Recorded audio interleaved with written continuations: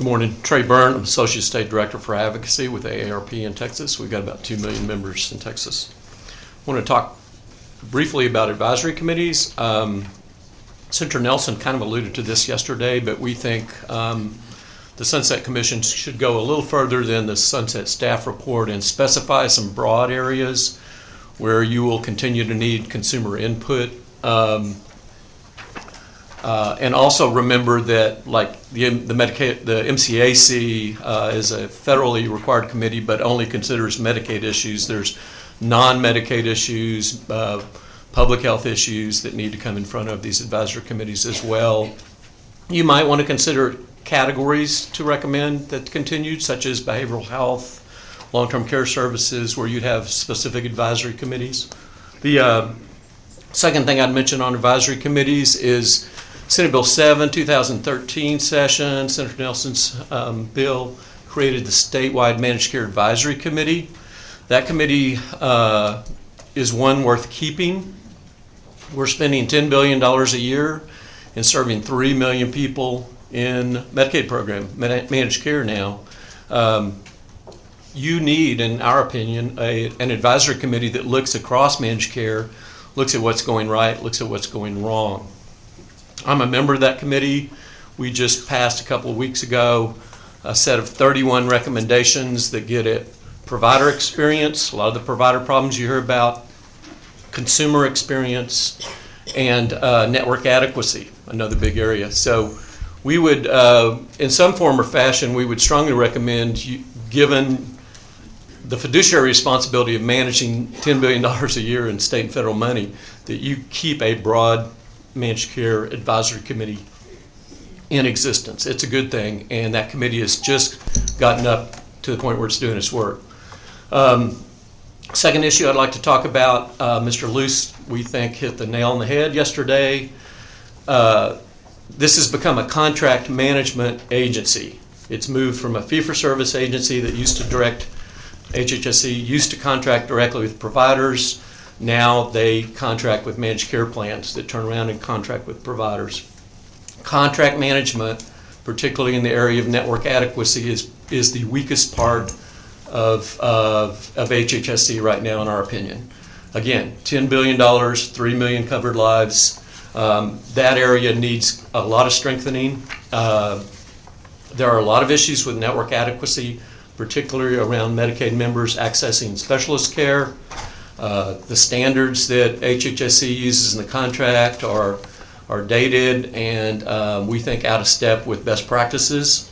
We have recommended looking at the Medicare Advantage network adequacy standards. But just to wrap up, Mr. Chairman, we think that that's an area where contract management needs some serious beefing up. Thank you. Thank you. Senator Shorter. Yes, thank you, Mr. Chairman. In reference to network adequacy, you had mentioned, and I was looking here at your handout, about Medicare Advantage standards compared to TDI's standards for an adequate network. Yes, sir.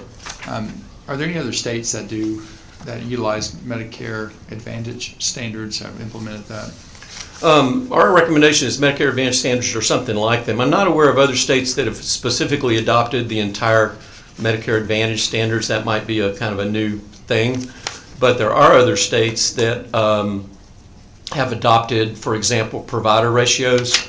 Right now in Texas, in Medicaid managed care, there's no provider ratio similar to the Medicaid Advantage standards that says you need to have 3 cardiologists per 1,000 members that set specific ratios. Other states have done that. There's at least 4 that have done that.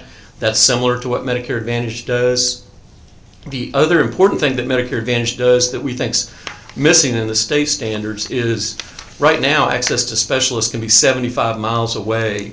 That standard makes no sense in Harris County or Dallas-Fort Worth and makes no sense in rural Texas. One of the things Medicare Advantage standards do that we really like is it breaks Texas into logical geographic groupings, metro, rural, and sets standards based on what's realistic in West Texas. What's realistic in Houston? 75 miles is far too great a standard. But the short answer to your question, probably no, not the Medicare Advantage wholesale, but pieces of the Medicare Advantage standards that get at some of the deficits in the way we currently do it.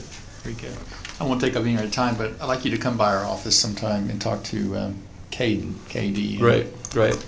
And we did, Mr. Chairman, I did submit more detailed comments in our written comments. We appreciate that very much. Representative Simmons? Yeah, Mr. Brendt, thank you for being here today. I just wanted to make sure, given your organization's past positions on certain, what you would call advocacy things, that there's nothing in what you're proposing or nothing in what you plan to advocate on your position as advisory committee that would promote Texas expanding Medicaid, is it? The recommendations we're making today don't have anything to do with and you don't anticipate the ACA. You're trying to use your influence on that committee to try to get Texas to expand Medicaid, do you? Again, the recommendations we're making today on this have to do with Medicaid standards. My question is, do you intend to use your position on this advisory panel that the Sunset Commission is considering to try to encourage Texas to expand Medicaid? To make sure I'm understanding your question, are you talking about the statewide Medicaid Managed Care Advisory Committee? I'm talking about the Medicaid that falls under the Affordable Care Act. We've decided as a state not to expand Medicaid. Right. And so my question is, given your organization's positions of the past, Right. do your organization intend to use your position on this advisory council to encourage us to expand Medicaid? Okay, I'll answer your question two ways. No on the advisory council, but AARP nationally does support expansion of Medicaid. Right, I understand that. Did I answer your question? Yep, thank you Okay. very much. Members, any other questions? All right, thank you, Mr. Caput.